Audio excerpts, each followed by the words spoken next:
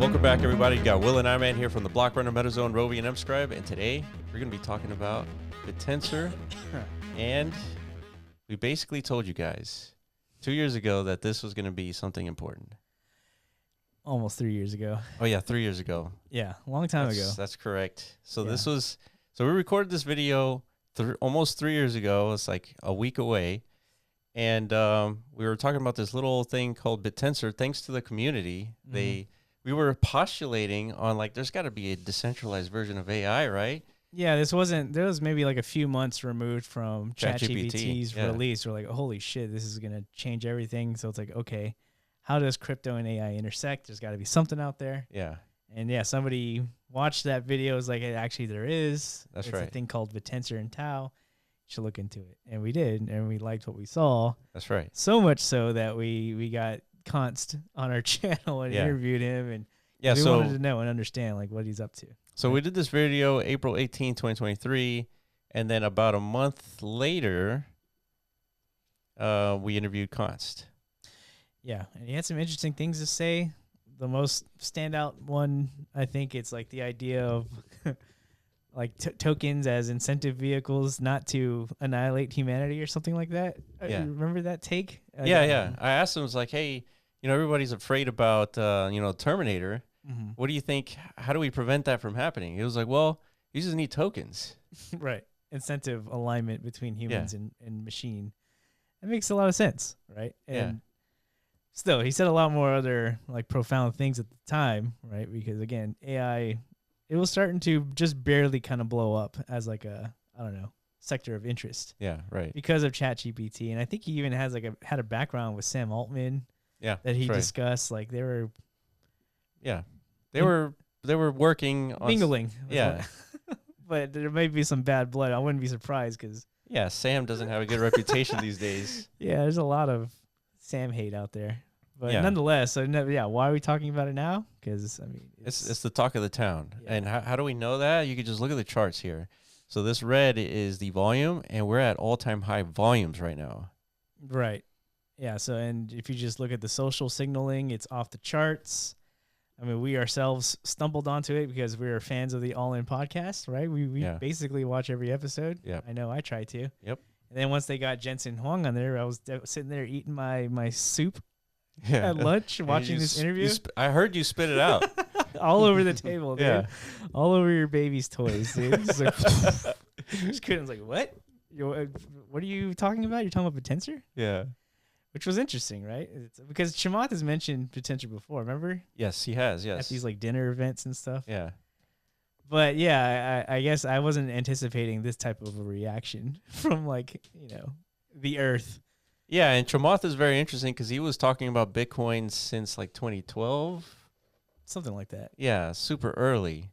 And so now he's calling out TAO, and so that's a signal that maybe it's something to pay attention to. For sure. I mean, conditions are perfect, right? Because crypto as a sector, it's so dried out. It's like you're in a field of dead grass. Yeah. And all it takes is one little match and you've got a wildfire. That's right. That's exactly what's happening here. Yeah. Yeah, we got a wildfire of Bittensor awareness, right? Also, JCal was TAO-pilled. and he tweeted TAO greater than Bitcoin. Yeah, now things are getting hot, right? Yeah. Now you're stepping on some toes. Bitcoin people are pissed. Right. How could you, right? Controversy, right? And now the conversations are really flowing. Yeah, so then someone interviewed Const, and let's see what he says about all this like hoopla. Bitcoin Maxi, because, and I've said this before, I actually tweeted it. It's like if it came down to I had to destroy Bittensor in my way, it's not very possible, but if I could, to save Bitcoin, I would do that. Yep. Because what we're doing can't be achieved without the shield to the industry that is Bitcoin. Yeah. I think that like the initial, like the white paper, Satoshi's white paper is so seminal. It's almost religious, and we exist as like a continent inside of the world generated by Bitcoin, rather than some sort of competitor. And like a lot of people that are building cryptocurrencies are trying to go after Bitcoin. We're going to try to be better than Bitcoin. It's like no. Doesn't work Bitcoin like that. is your friend. Bitcoin is Bitcoin is the United States, and you're a state inside of the Bitcoin universe. Yeah. So I don't think that it needs to be antagonistic. I'm a Bitcoin Sounds like us, dude. Yeah. Yeah. You're not going to take down Bitcoin, right? That's not. There's been a lot of attempts at that. There's been a lot of attempts, and they've all failed, and they will all fail. Yeah. Because Bitcoin has a very specific use case, and Bittensor is not greater than Bitcoin. It has a different use case, right? And so JCal did what he's supposed to do, is drum up the attention. Right. Because he's holding some bags here, so he's got to, pay the bills. Yeah. Right. So he did what he's supposed to do. But Const, he's more reserved. He's like, all right, let's take a step back. Bitcoin is actually probably the most important thing in the industry, so we can't go and just like mess it up. Right. And so, yeah, here he is. It's really important to remember that TAO is also nothing without Bitcoin. The whole industry, in fact, is dead without Bitcoin. Yep. They solve different problems, and I hope will help each other. I'll die on that hill. I'll be right there next to you Same. on that hill, dude. Yeah, Same. we totally agree to the point where we've doubled down on that belief and created several industry aligning mechanisms to kind of get people on board with this idea. Like, you cannot have a crypto industry without Bitcoin success. Yeah, so here you are quote tweeting Const here. It says, and to piggyback on that wisdom of Const, this is why the entire industry needs to realign itself to the preservation of Bitcoin's security and, by extension, the collective upholding of the decentralized ethos that birthed the industry to begin with. This is the premise behind all things DMT and NAT. They are the mechanisms of realignment that the industry is so desperately needs. Yeah, that's how we feel. It's, And again, by not the many way, people are aware. Const liked this tweet. He did. Shout out to Const for understanding, I guess, the the depth of all that. And for some reason, it just, people like to forget about it. They think Bitcoin can just, be a blockbuster or a MySpace, like a has-been moment in human history. Yeah. It's just a stepping stone to everything else. Yeah, I don't think that's the case. It's it would be like fire all of a sudden becoming obsolete. right. Or electricity just not being useful. Yeah. Yeah, it's just a fundamental like value transition for humanity. It all originated and incepted from Bitcoin itself. It's just hard to imagine people believing in anything outside of that if like the origin to it all lost its value premise. Right. It's just, to me, it wouldn't compute, right? So there needs to be drastically more effort in preserving that, right? Which so Const is doing a great job. yeah. All right, so Bittensor market cap now at 3.1 billion. So number is going up for this one, and it's because a lot of people are talking about it. But there's other activity happening in Bittensor. Everyone watching TAO price action because everybody's talking about it, but it's generating real revenue. The subnets are signing enterprise clients and pushing peer-reviewed research, right? So we have Shoots is a very popular one. Templar, decentralized pre-training. Yeah. Running one of the largest permissionless training experiments with actual academic validation. Yeah, so that's the one really Chamath was bringing up to Jensen's attention. Is like, what you're up to is pretty amazing. But it's not Bittensor, Jensen.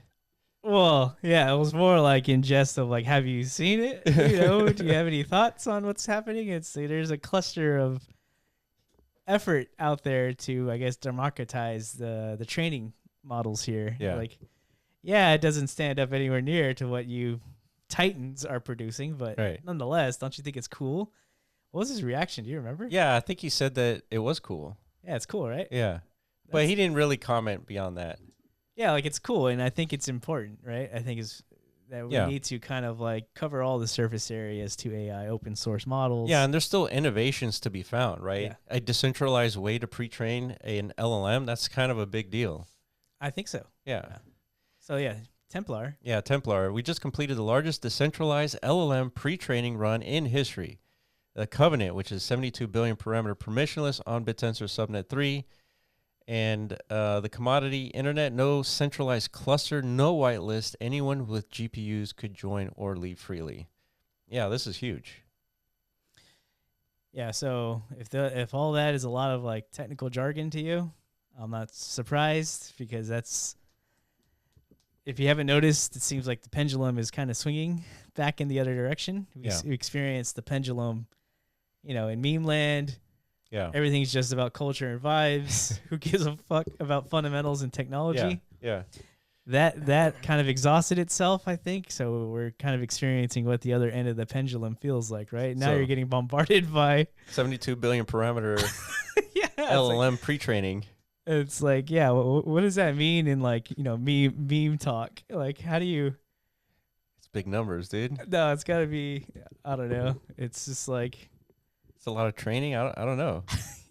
I don't even know how to speak in meme, but yeah. Yeah. So here's an article that breaks down why Templar is like the greatest thing ever, and so I recommend you reading this because it's not too long. But here's their website. Fancy website, and here's the docs and everything. Yeah, with docs. And here's the interesting part here. It says our model, pre-trained on approximately 1.1 trillion tokens, performs competitively with fully centralized models pre-trained on similar or higher compute budgets, demonstrating that fully democratized, non-whitelisted participation is not only feasible, but can be achieved at unprecedented scale for a globally distributed pre-training run. So if this is a good proof of concept and it works, it looks like it did work, then you could have a network of GPU participants, develop completely open source LLM models that didn't require superclusters like the one Elon has created. Or all these big companies, right? Like that's the direction, that's the criticism, if you will, from some people's point of view. And they're competitive with centralized companies, right? Yeah. Building these LLMs. Yeah. So like right now, a proof of concept is a big deal. Now, does it stand up? It says here, in comparison, it's basically like a model created, 2 or 3 years ago. Yeah. So don't expect like, out of the box something like Opus 4.6 competitor. That's not what they're claiming, right? They're claiming simply that this works, this systemic approach, I guess, at distributing the training process. Yeah, and this is the right way to go about it. So you go back to previous models that were generated. Can you replicate the same thing with a decentralized training method? Yeah. And it looks like you can, right? Yeah, the model is basically like 2 years old, but it did the same thing. So theoretically, it could compete, in theory, with the bigger LLMs.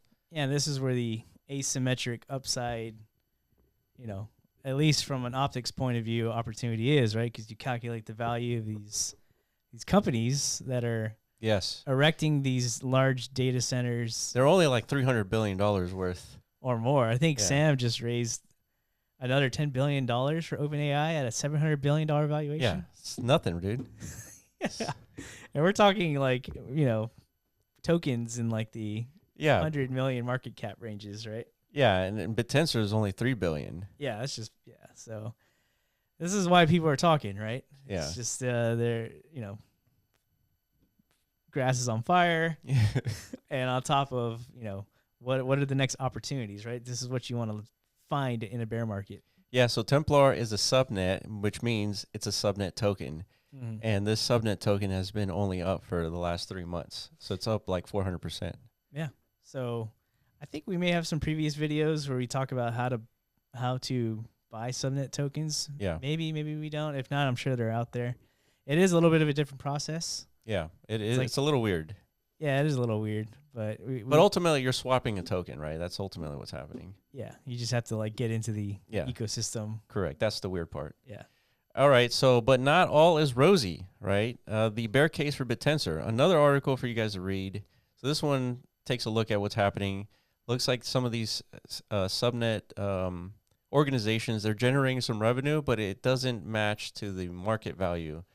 So there's like a little bit of a discrepancy, but that's pretty much what's happening. Yeah, it's just a little bit of criticism on, some of these subnets are leveraging the emissions of TAO as like an arbitrage between the services they offer, right? So it's like you can offer a premium service at a discounted rate. Yes. AI inference, whatever it is, because you're offsetting that cost. Yeah, with the TAO emissions that you're earning. Yeah, so part of the value proposition becoming a subnet is that as a subnet, you earn TAO, right? And so as you earn TAO, that is revenue that's coming in that you can use as a subsidy to create a product that is generally more cheaper than your competitors. Yeah, it's like Bitcoin miners, right? Yeah. The more hash power they contribute to the network, the more Bitcoin they earn. But typically that's not like converted into anything other than more hash power, right? That's right. It's like upgrading the rigs, whatever. Yeah. Right. But that's all an effort to maintain security of the network. In this case, it's like, we're providing, services and different business angles to the whole cluster of activity around decentralized AI, right? Or actually centralized AI. Even I think Shoots is like one of the top open router like inference providers, right? Yep. And therefore they're earning the most TAO. Yeah. So there's some FUD, right? And, you expect that anytime something's popping off, someone's going to come in with like a little bit of a reality check. It's like, guys, you're embellishing a little bit, but I think a lot of that's largely not going to matter because of different little macro factors, right? Yeah, I mean, it's not going to outweigh the fact that you have centralized AI that's talking about 300 to 700 billion market cap, and then you have a methodology that counteracts that. Correct. Yeah, it was the prediction we made when we first discovered Bittensor. It's like, because it has a big bad wolf problem, which is big tech, centralized AI. That's bullish. Yeah, and once that becomes bigger, the wolf becomes more intimidating over time. The thesis, the narrative about Bittensor only gets stronger, right? Yeah. Which I think is what we're experiencing. And then on top of that, something we didn't really predict was the actual sentiment, the public sentiment kind of backing all this. Like, we didn't think, the general public would hate AI this much. Yeah, so really this is a phenomenon that's really Western focus, right? True, yeah. The West doesn't really like AI for a number of reasons, but in this case, $64 billion of data center projects have been blocked or delayed amid local opposition. Yeah, so like the people Texas is part of this, dude? I guess, yeah. I mean, that's people crazy. that want to preserve, their environments. Like Greenland? Their land, their water bills, their electric bills. They don't want to see all that get ratcheted up. Yeah, I just find it interesting that every billionaire is coming to move to Texas. Yeah. And we have SpaceX and Tesla over here. Yeah, I don't think like that's going to slow down. I mean, you could try and slow it down through, activism and different like what do you call it? Political lobbying groups and such, which it's working, but at the same time, it's not, right? Yeah. Centralized AI is only getting bigger and bigger and bigger. It's becoming more critical. It's actually like a fundamental like differentiator in like who's going to win these next big geopolitical. Yeah, it becomes a utility at this point. Yeah, it's getting massive beyond our comprehension, but nonetheless, the public sentiment around that I think is conducive for an anti narrative, anti-wolf, anti-bad guy. Yeah, and the Bittensor is perfectly positioned to, be broadcasted as that through, your typical channels, right? TikTok. Yeah. Whatever the machine that was erected for XRP or Ripple that got like everybody inquiring us, like, should I buy some? Right. That same machinery will be deployed here for TAO and Bittensor. Yeah. It's like, you know the AI slop you hate so much? All of those like AI fruit people walking around like cheating on each other? Yeah. Like abandoning their families and such. Like if you hate those types of videos, buy TAO. Yeah. That's what I'm expecting because it's such an easy hook, right? Yeah, I totally agree. Yeah, so TAO is really lined up to really counteract that sentiment. So yeah. That's another potential reason to look into this stuff further. All right, let's call it here. We talked about TAO. We talked about Subnet, Templar. If you have any questions, all the links will be in the description. I do recommend you guys watch our first video on TAO and the interview with Const. Great interview, great guy. All right, that's it for us. Appreciate you for watching, and we'll catch you in the next video. Peace.